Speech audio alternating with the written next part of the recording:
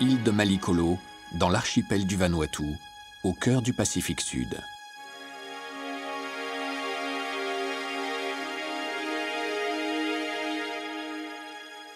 Depuis l'arrivée des premiers missionnaires chrétiens et l'évangélisation de cette île, les rites et les cérémonies traditionnelles sont devenus rarissimes. L'interdiction par les religieux de la pratique de ce que l'on nomme la coutume et le poids de la colonisation ont déstructuré la société traditionnelle de Malikolo. Aujourd'hui, nous perdons petit à petit notre identité.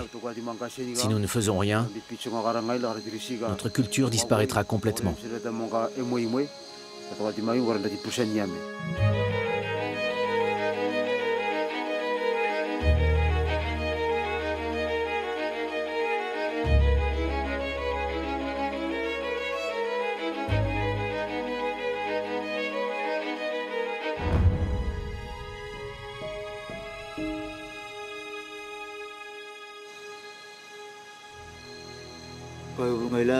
Même les vieux ont perdu la connaissance.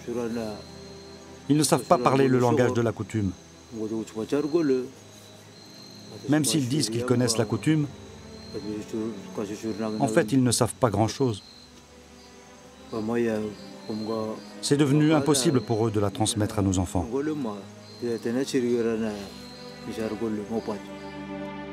La culture mélanésienne s'est profondément appauvrie, entraînant perte de valeur et d'identité, manque de respect entre les générations, addiction à l'alcool et au cannabis et violence à l'égard des femmes.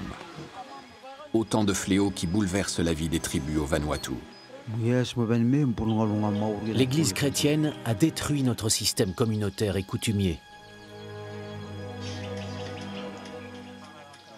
C'est comme si on était à un carrefour et qu'on ne savait plus dans quelle direction aller. Qui sommes-nous ?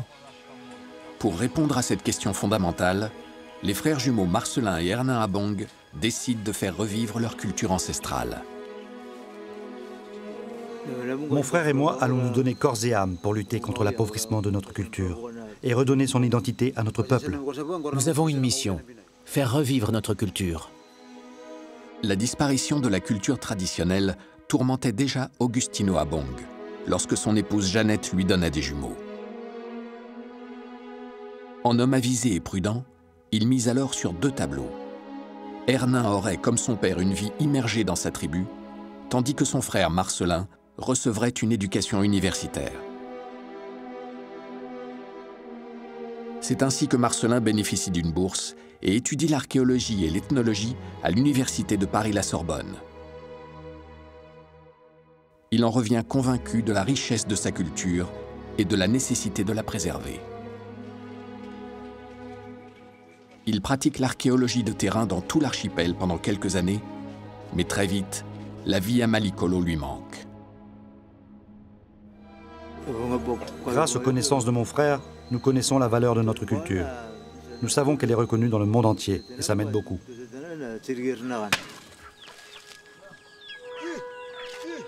Hernin a toujours vécu dans son village de la Map avec sa femme et ses enfants.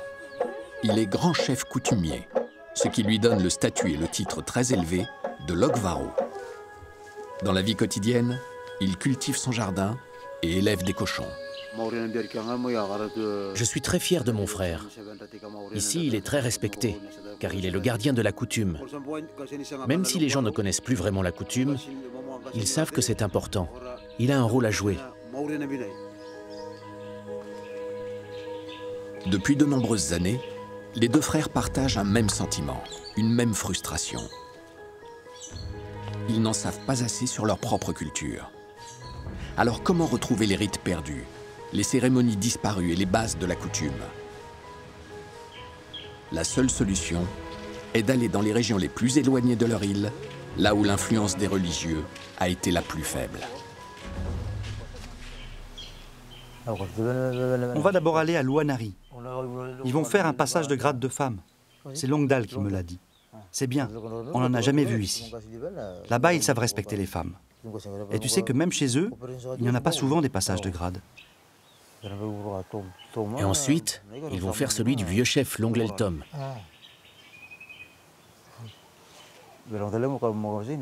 Luanari, Melip,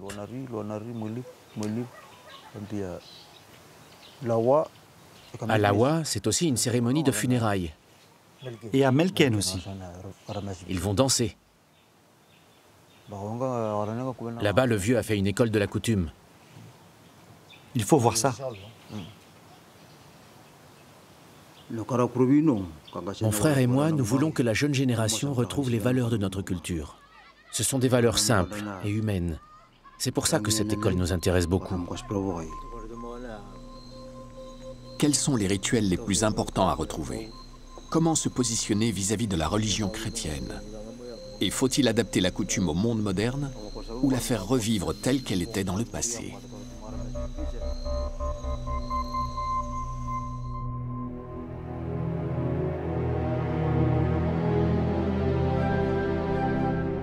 Les routes sont rares à Malikolo. Et dans certains endroits escarpés, comme dans le centre de l'île, elles sont inexistantes. On ne peut se déplacer qu'à pied ou par la mer. La côte est, où habitent les deux frères, et la côte ouest de Malikolo n'ont pas subi les mêmes dommages. La côte est a été ravagée par la colonisation, car elle offre de nombreuses possibilités de mouillage et d'accès, alors qu'il est beaucoup plus difficile d'accoster sur la côte ouest.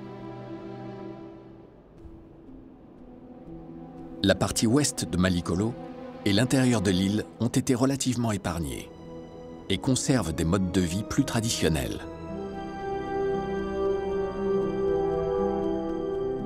Après 2 jours de voyage et de bateau-taxi en bateau-taxi, Hernin et Marcelin arrivent dans la baie de Louanari, première étape de leur périple. Parce que chaque région de Malikolo possède sa propre langue, c'est le Bishlama, un créole d'origine anglaise parlé partout au Vanuatu, qui permet de se faire comprendre. Vieux chef, nous sommes venus assister à ton passage de grade et à celui de la femme. Merci à tous les deux. Je vois, grand chef, que tu es venu avec ton frère assister à mon Imangui. Les cérémonies auront lieu aujourd'hui à Louanari. Marcelin et Hernin ont été invités par le chef Longlel Tom à participer à 2 cérémonies de passage de grade qu'on appelle Nimangui pour les hommes, Nelangpas pour les femmes. Le Nelangpas est très rare. Il est consacré à une femme, Beverley, et le Nimangui au chef Longlel Tom lui-même. Longlel Tom est une figure locale qui compte beaucoup dans la région. Il a la réputation d'être un insoumis, ardent défenseur de sa culture, farouche opposant aux missionnaires. Merci de nous accueillir ici pour assister à ton passage de grade que tu vas célébrer aujourd'hui.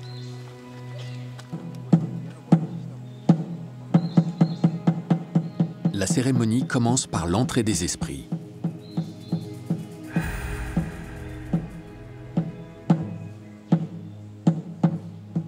Ces esprits vivent dans la brousse, loin des hommes. Ils volent la nourriture dans les jardins, frappent les humains, mais en cachette, sans que personne ne les voie jamais.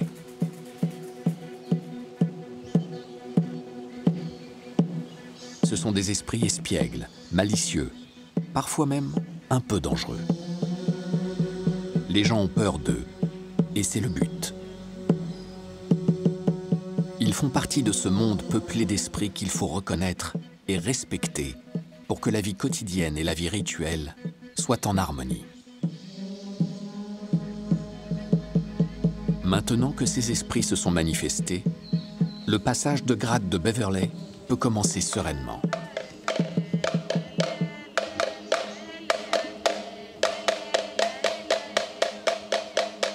Dans la culture traditionnelle de Malikolo, il existe une hiérarchie fondée sur un système de grades que les hommes et les femmes acquièrent petit à petit au cours de leur vie. À chaque grade correspond un rang qui donne prestige et influence sur son clan, identifié par le droit de porter certains insignes et certaines parures. Plus on monte en grade, plus on se rapproche du monde des esprits et des ancêtres. Le nombre de petites bosses sur les coiffes indique le grade. Les petites filles participent très tôt au rituel et ainsi s'imprègnent de leur culture. Leurs jupes ne sont pas colorées car elles n'ont pas encore de grade.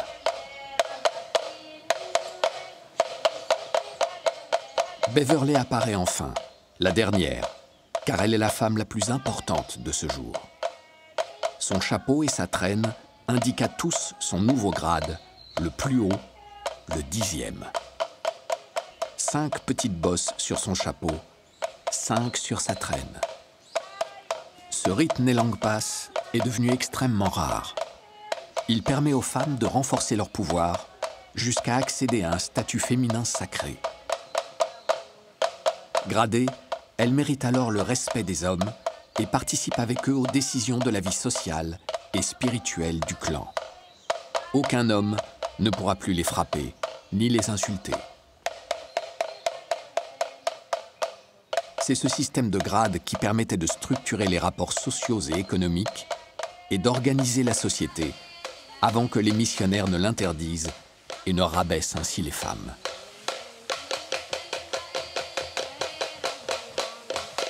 Cette maison végétale symbolise le rôle des femmes dans la coutume. C'est leur mission que de s'occuper de son intérieur, mais aussi du jardin et des enfants.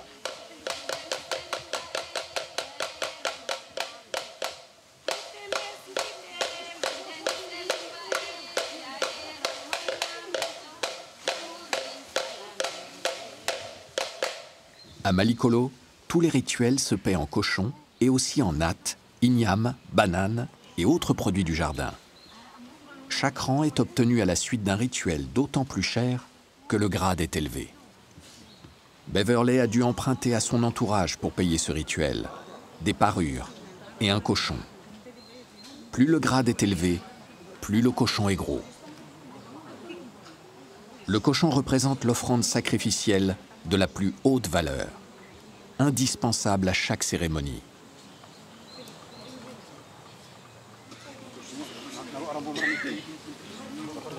Maintenant, c'est l'épreuve ultime du Nelangpas de Beverley. Elle doit tuer le cochon le plus rapidement possible, puis lui arracher le cœur.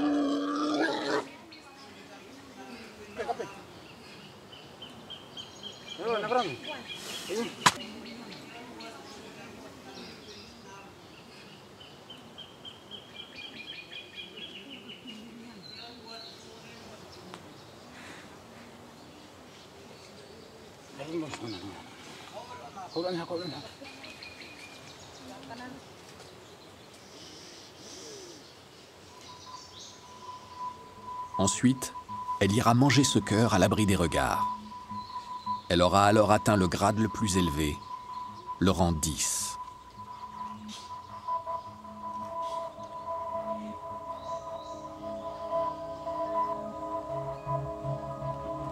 Dans la culture de Malikolo, les passages de grade de femmes sont souvent suivis du passage de grade d'un homme, le Nimangi. Dans quelques instants, ce sera celui de Longleltom, plus haut gradé de son clan. Dans cette partie du sud-ouest de Malikolo, encore préservée, la plupart des hommes et des femmes passent au moins les grades les plus bas et sont donc respectés par tous. Mais très peu accèdent aux grades les plus élevés. Car il faut pouvoir offrir des cochons, des nattes et de l'argent, soit grâce à la famille, soit en empruntant à son réseau de relations.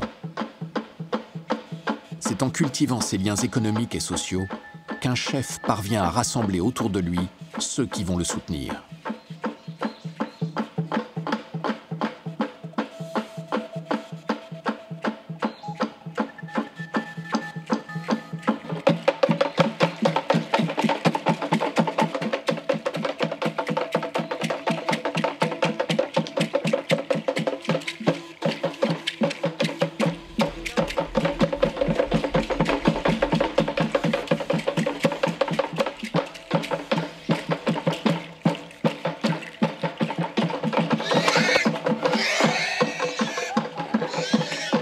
De son rang, le sacrifice du cochon de Longleltom est symbolique.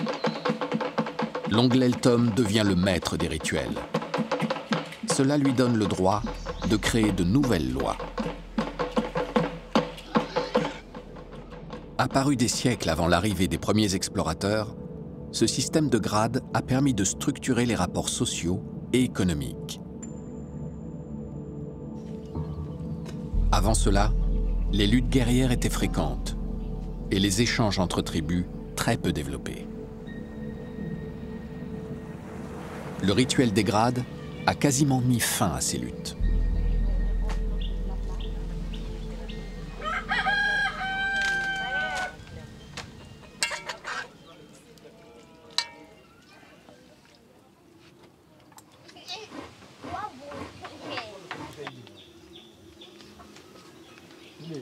Bonjour. Bonjour. On aimerait bien parler avec vous de la cérémonie qu'on a vue hier. Oui, d'accord. Venez, on va s'asseoir là-bas.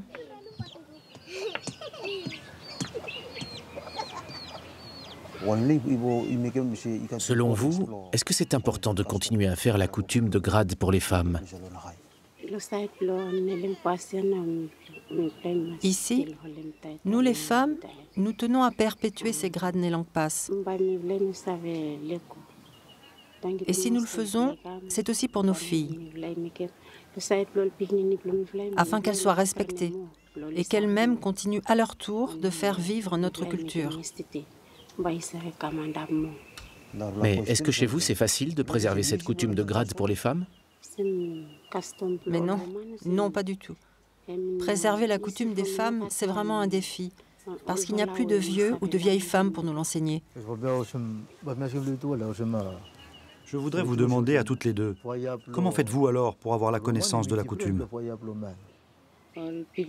Comme vous l'avez vu, il n'y avait que des jeunes, nos enfants. Ma sœur et moi avons organisé seuls ce Nelangpas. C'est vraiment dommage. Heureusement, nos deux mamans et nos vieux papas nous ont aidés avec les connaissances qu'ils ont. En particulier pour fabriquer les chapeaux et habiller Beverley qui montait en grade. Dans notre village, très peu de personnes pensent que cette coutume des femmes est importante. Il n'y a que nous et nos amis. Dans toute notre communauté, la plupart des gens ne voient pas l'importance de ce rite pour les femmes. Nos vieux sont morts avec leur savoir de cette coutume de Nelangpas. Si nous pouvons encore le faire, c'est uniquement parce que nos mamans et nos vieux papas nous ont transmis ce savoir.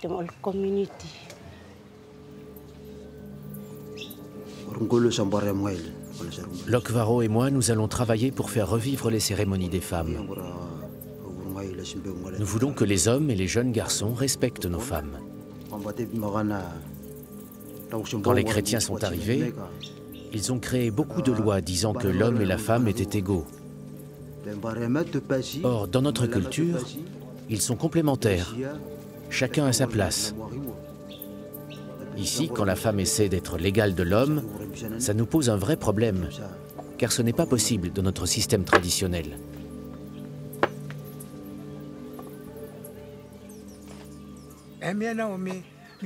J'ai transmis mon savoir de la coutume à mes garçons et à mes filles sans aucune différence.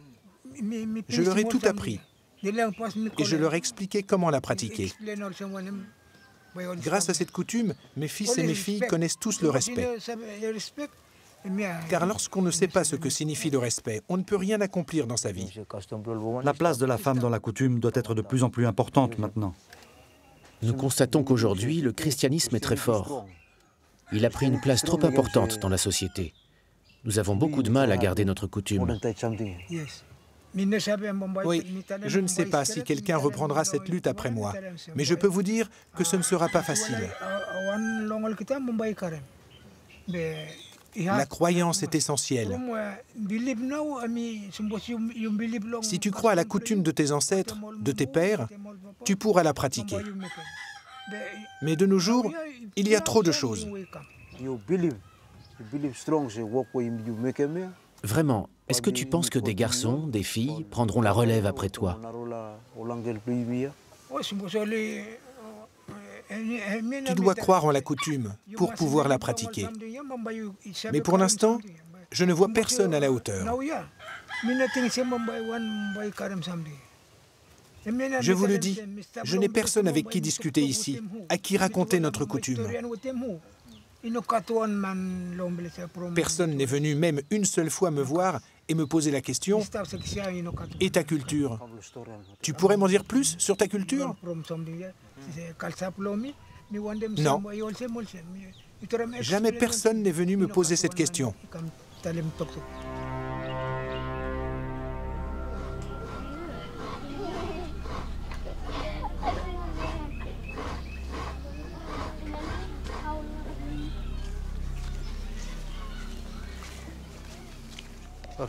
Tu vois, en fait, ici aussi, la coutume a bien décliné.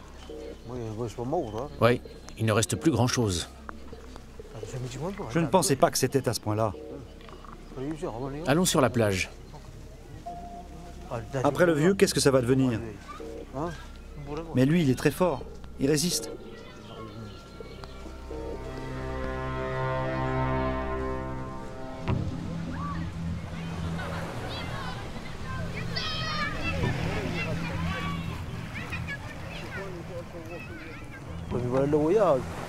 Regarde les enfants là-bas.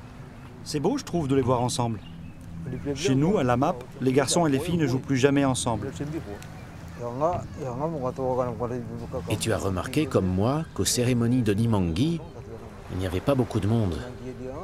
C'est triste. Pourtant, tout le monde le savait dans la région. Les gens ne sont pas venus. Oui.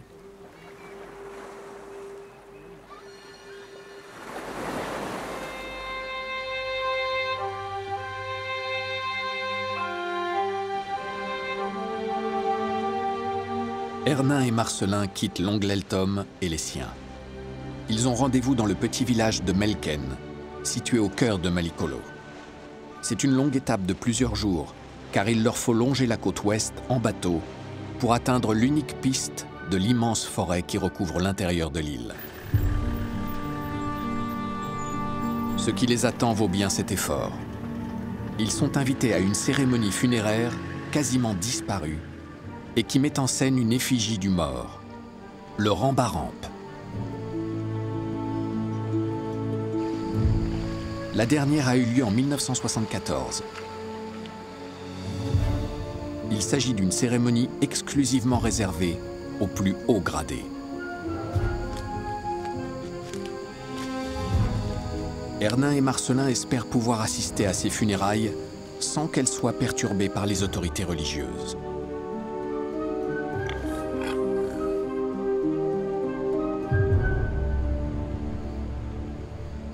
À leur arrivée au village de Melken, une rencontre avec le chef John Metak s'impose.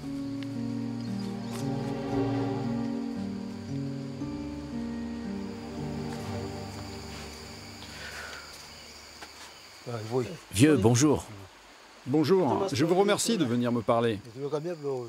Nous sommes venus pour discuter un peu avec toi. Ok, c'est bon.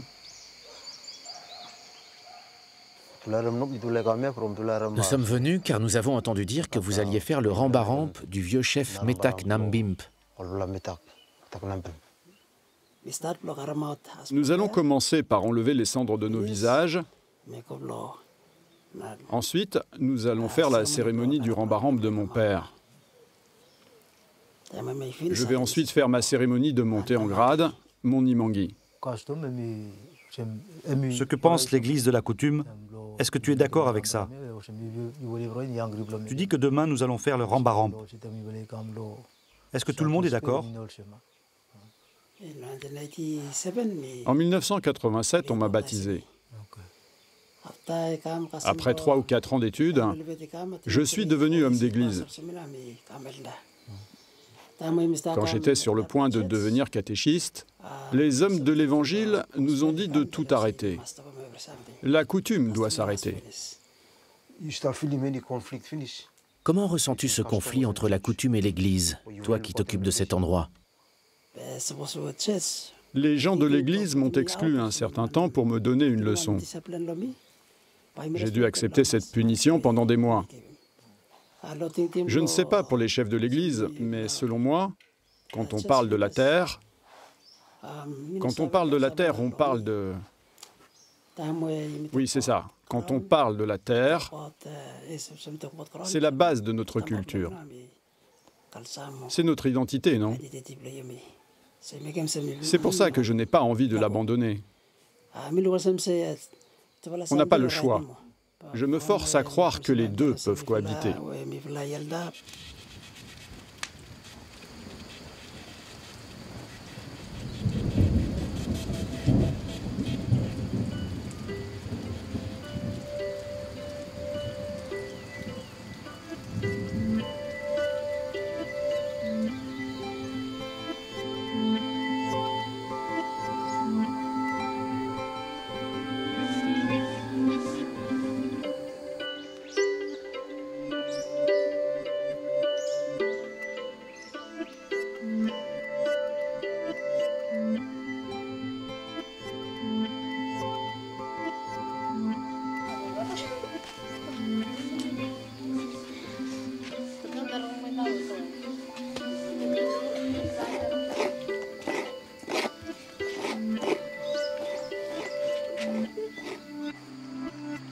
C'est ce matin que le rite funéraire du Rambaramp a lieu.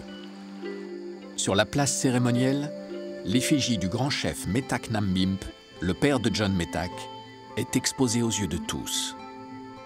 Dans ce rite, le corps n'est pas enseveli.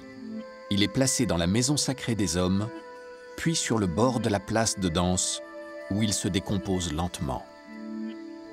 Après 1 an, le crâne est nettoyé et modelé à l'aide d'une pâte végétale. Cette tête doit ressembler le plus possible au visage du défunt. Puis celle-ci est fixée sur un mannequin de bois, lui aussi recouvert de pâte végétale.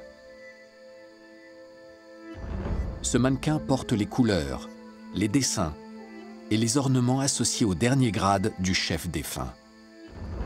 Au pied du Rambaramp sont alignées les têtes des esprits dont le défunt possédait les droits rituels. Ainsi, le prestige du grand chef Metak Nambimp est montré à tous. Sur le côté de la place de danse sont exposés les symboles des grades qu'avait franchi le grand chef au cours de sa vie. Seuls les hommes et les femmes gradés qui participent à ce rituel ont accès à la place cérémonielle. Les autres femmes et les enfants restent à l'écart, en contrebas. La veuve du défunt et les femmes de haut grade peuvent s'avancer de quelques mètres. La cérémonie commence par le lavage des visages recouverts de cendres, signe de deuil.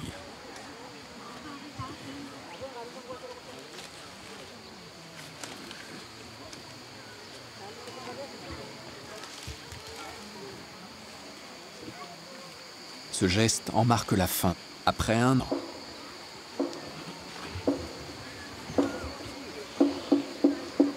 Les musiciens restent cachés pendant la cérémonie. Les voir est strictement tabou.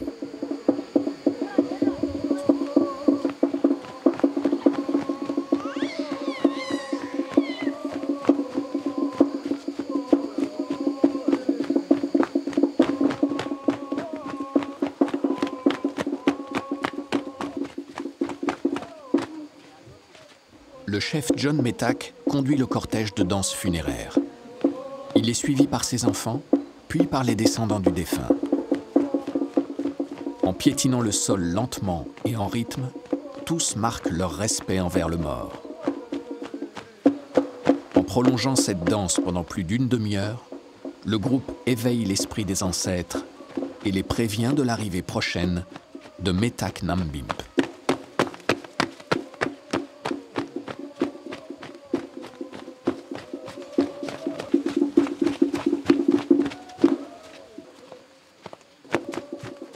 Les femmes de haut grade tiennent des bouquets de feuilles sacrées. Leur visage est peint selon leur grade. Elles dansent pour soutenir les membres de la famille et aider l'esprit de Metak Nambimp à entrer dans l'au-delà.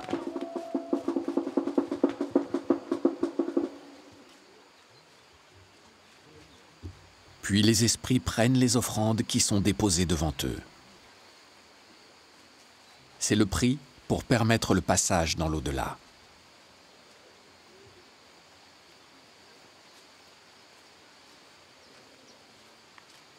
Leur abondance marque le très haut rang du chef disparu.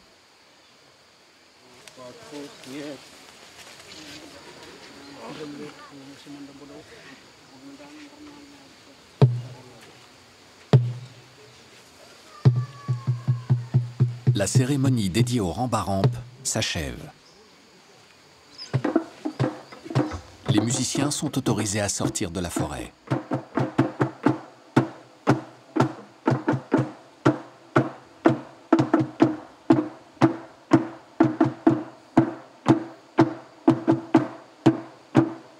Deux esprits masqués dont le défunt possédait les droits viennent vérifier le bon emplacement des effigies et des offrandes rituelles.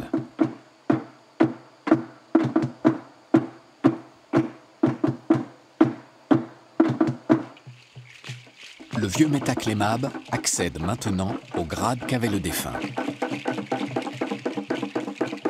Il porte donc la même peinture de visage et de corps que le Rambaramp, mais de façon inversée. C'est l'indication pour tous de la continuité spirituelle de ce grade.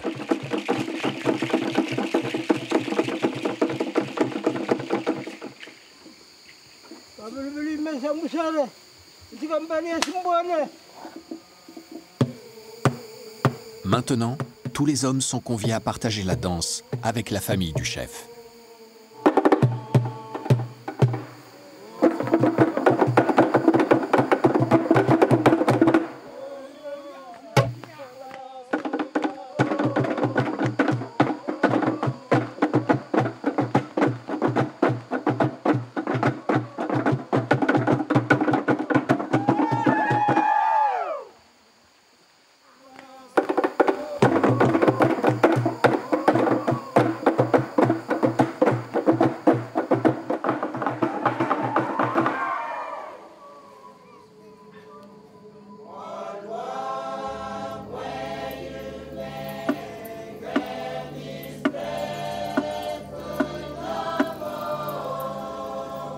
Mais même ici, au plus profond de l'île de Malikolo, les presbytériens détiennent le pouvoir et sont en lutte permanente avec les chefs coutumiers.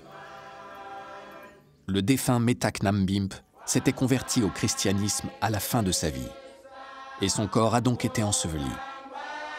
Son fils John Metak a été autorisé à pratiquer le rite de Rambaramp, mais ce n'est pas le crâne de son père qui a été surmodelé.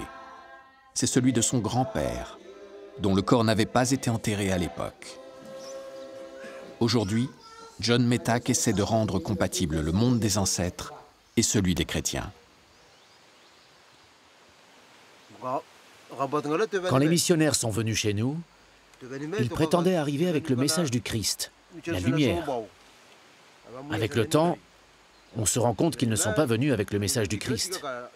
Ils sont venus avec le message du diable. Mais bon, on apprend quand même beaucoup pendant ce voyage.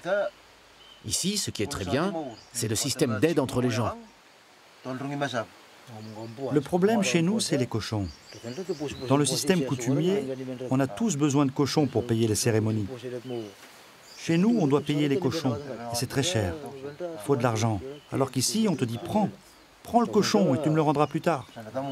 Grâce à ce système, tout le monde peut faire des cérémonies sans s'endetter et sans argent. Il faut qu'on fasse la même chose chez nous. Surtout, tu évites le système financier qui t'oblige à emprunter de l'argent que tu ne pourras pas rembourser.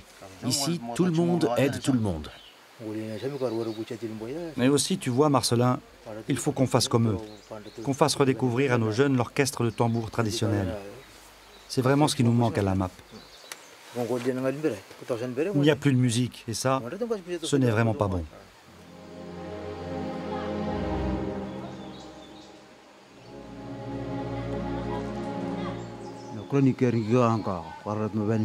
J'aimerais qu'un jour, l'Église chrétienne demande pardon à tous les détenteurs de notre culture.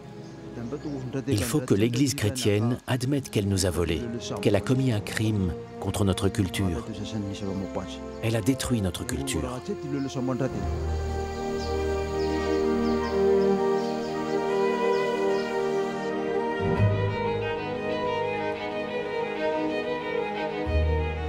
Dernière étape, le village de Lawa, sur la côte ouest. Ernin et Marcelin sont invités à voir de leurs propres yeux comment une école coutumière fonctionne.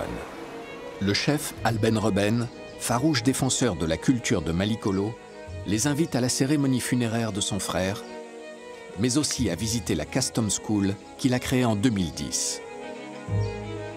C'est l'une des très rares écoles coutumières du Vanuatu. Il y a bien eu d'autres tentatives dans le pays, dans les années 1990, avec même une université à l'initiative de chefs coutumiers pour former les professeurs. Mais les gouvernements successifs, constitués de presbytériens, de catholiques et d'anglicans, n'ont jamais accepté de payer les professeurs. Presque toutes ces écoles ont disparu. Et si celle de l'Awa existe encore, c'est uniquement grâce à la ténacité et aux convictions d'un seul homme, le chef Alben Reben. Chef, nous sommes contents de voir que tu es toujours vivant. Merci de nous accueillir et de nous permettre d'être les témoins de vos cérémonies. Et nous venons aussi voir l'exemple de ton école coutumière qui est là. Nous allons bientôt planter la première pierre de notre propre école. Mon frère s'occupera de transmettre la connaissance de la coutume aux jeunes.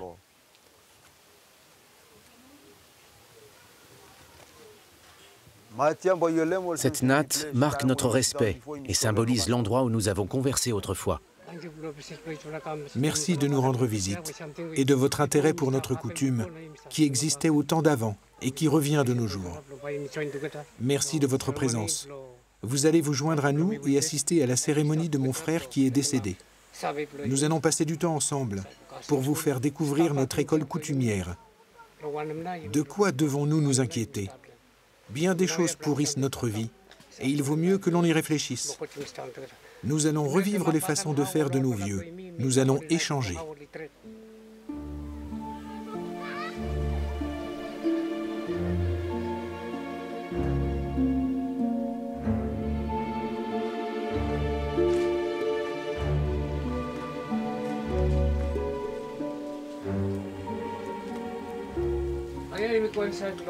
Voici notre école de la coutume. C'est là que les enfants sont assis et écoutent la parole des professeurs. Cette école, j'ai eu l'idée de la créer car je me rendais compte que plein de choses disparaissent, dont notre langage. Or, le langage est le pilier de tout. Il dit le nom des arbres, des oiseaux, des poissons dans la mer, des crevettes, et aussi de toutes les choses de la terre. J'avais déjà fait cette école au village en bas, au presbytère. Mais les pasteurs n'étaient pas d'accord et m'ont dit que je faisais des choses malsaines, que j'enseignais des mauvaises choses aux enfants. Alors ils m'ont exclu de mon village.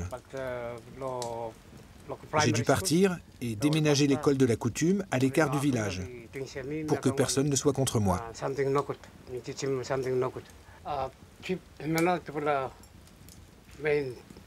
Chef, voici les 2 personnes principales de l'école de la coutume. Voici le chef coutumier Sinmore. Il connaît très bien la coutume.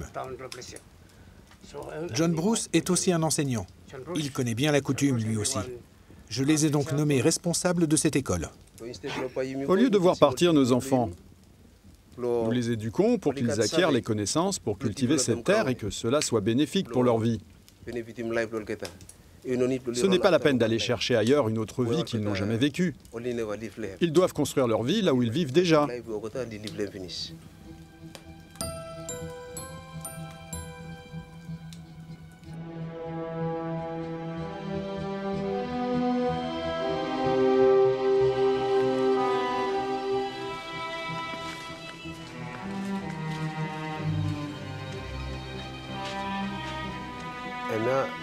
Les étoiles, la lune et le soleil.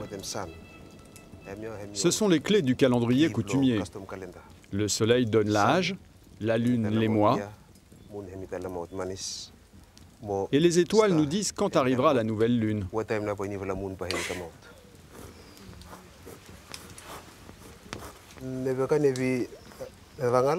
On est le 22e jour, 10 mois passés, 2019.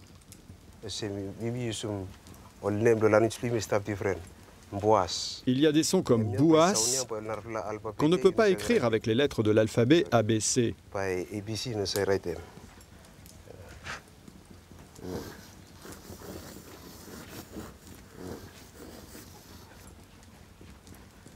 Daras tele kamu ewul lele custom school. Ok, Nesta. Nesta, viens écrire ton nom dans ta langue Nindé.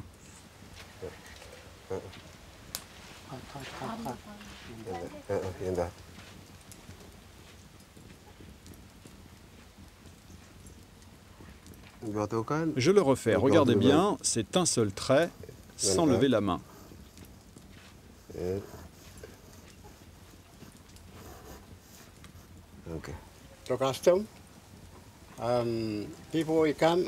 Dans la tradition, autrefois, les vieux ne pratiquaient pas la coutume pour rien. Ils la pratiquaient car ils connaissaient l'origine de la création du monde. C'est pour cette raison qu'ils la pratiquaient et que nous avons beaucoup de rituels. Il y a 1000 ans, il n'y avait que l'eau. Pas de terre, pas d'île. Un homme vivait sous l'eau dans une immense grotte.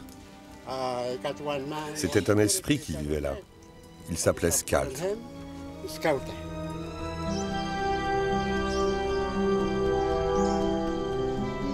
À Malikolo, il existe des centaines de dessins sur le sable complexes, dont plusieurs que l'on doit connaître par cœur.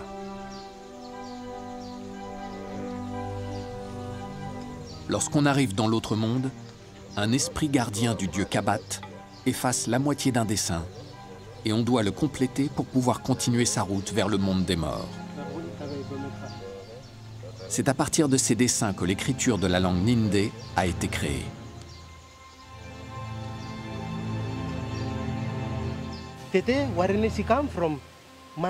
Aujourd'hui, nous avons des problèmes, car l'argent vient d'ailleurs. Et on s'inquiète. Comment vais-je avoir de l'argent? Mais avec la coutume, tout est dans la terre. La nourriture est dans la terre. La maison est plantée dans la terre. Les vêtements sont dans la terre. Toute notre connaissance et nos besoins viennent de la terre. En vivant dans notre coutume, nous sommes libres. Mais quand la vie de la civilisation basée sur le gaspillage arrive, notre pensée est attirée par cette vie. Alors on court après plein de choses. On veut ci, on veut ça. On n'est jamais satisfait. Dans la coutume, on est toujours satisfait. Dans la vie d'aujourd'hui, oh, tu as un peu d'argent, lui, il a beaucoup d'argent, il y a de la jalousie. On en arrive à se détester entre nous. On est jaloux et on se tape dessus. Nous avons une mauvaise vie. Je crois que la coutume est la clé, la base de la vie pour tous ceux qui vivent au Vanuatu.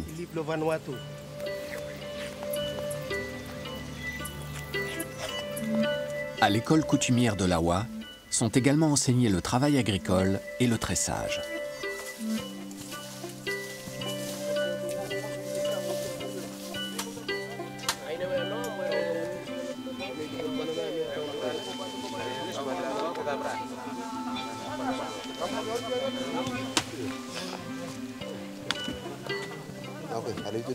Faites bien attention à positionner l'igname dans le bon sens.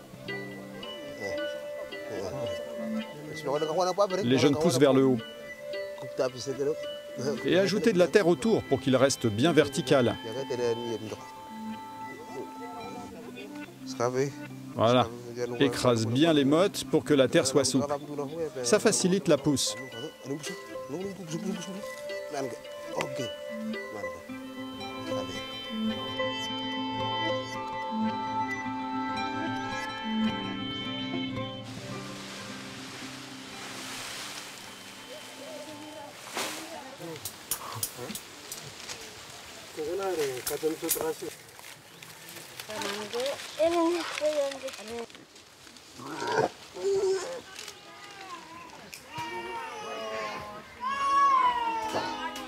C'est demain qu'aura lieu la cérémonie funéraire du frère d'Alben.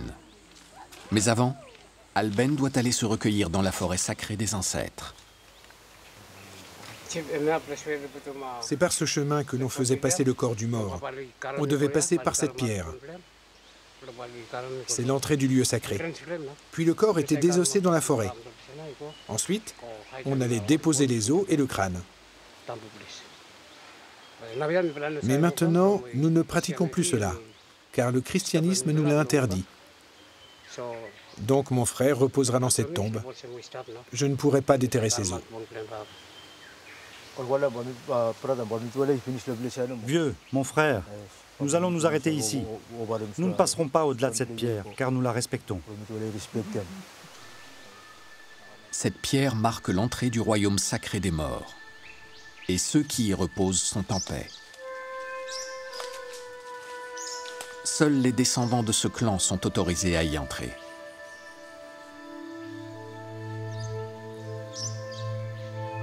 Avant l'arrivée du christianisme, les crânes et les os des hommes gradés étaient déposés à l'air libre.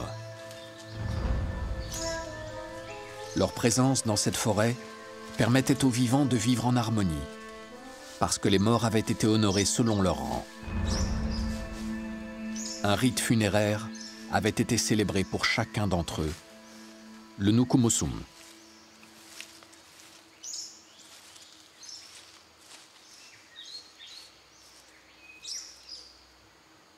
Mais le frère du chef Alben n'atteindra jamais ce lieu.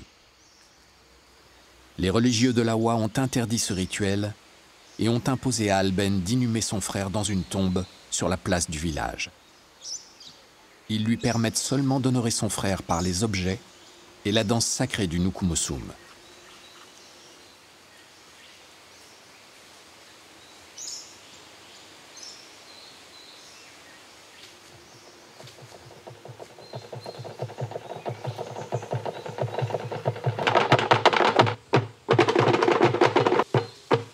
Les esprits sont d'abord dévoilés.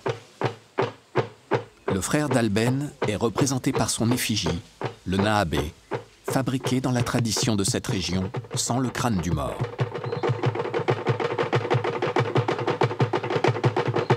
Tous les esprits coutumiers acquis par le frère d'Alben au cours de sa vie sont là.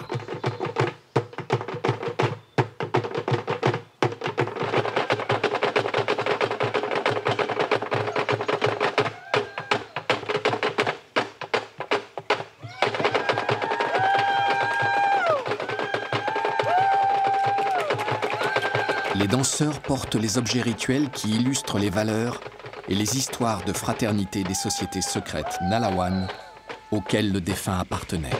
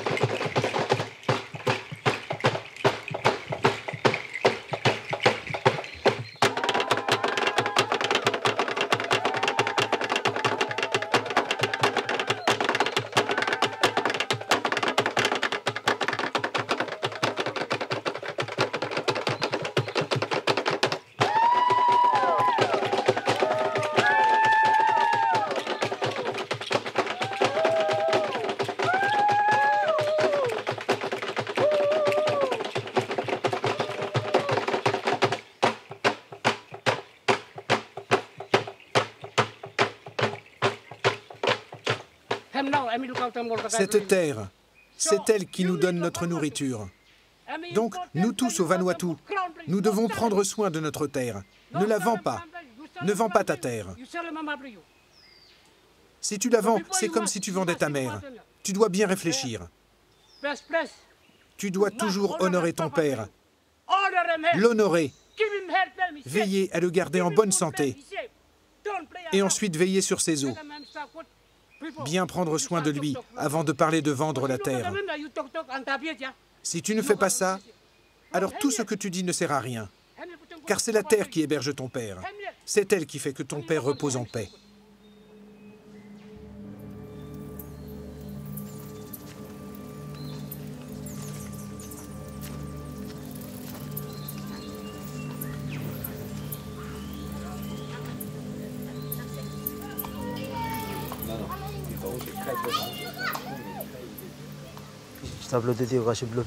À partir de maintenant et dans le futur,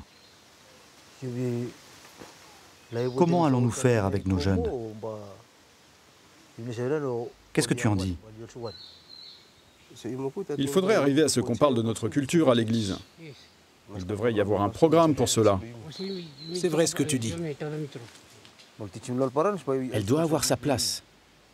Si nous voulons que nos idées marchent, nous devons aussi éduquer les parents pour qu'ils puissent de leur côté enseigner notre culture à leurs enfants.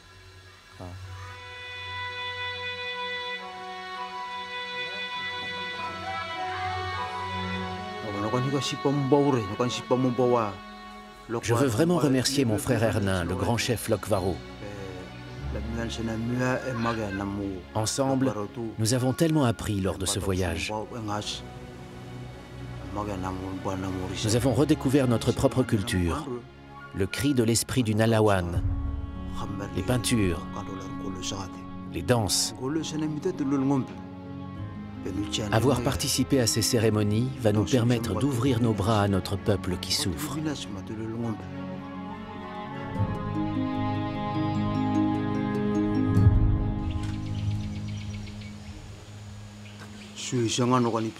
Aujourd'hui est un grand jour. Nous posons symboliquement la première pierre de notre école coutumière, à Lamap. Voici ce que nous voulons dire aux jeunes du Vanuatu. Ce n'est pas vrai que la vie apportée par l'Occident permet de mieux vivre. Oui, tu peux vivre sur ton île. Oui, il te faut être fier de ta culture. Parle à ceux qui détiennent le savoir traditionnel, car ils te transmettront les clés de l'existence. Bien sûr, tout n'est pas bon dans notre coutume, mais avec toi, nous allons l'adapter au monde moderne, et c'est ta culture qui te permettra d'aller de l'avant et te sentir bien parmi les tiens, sur ton île.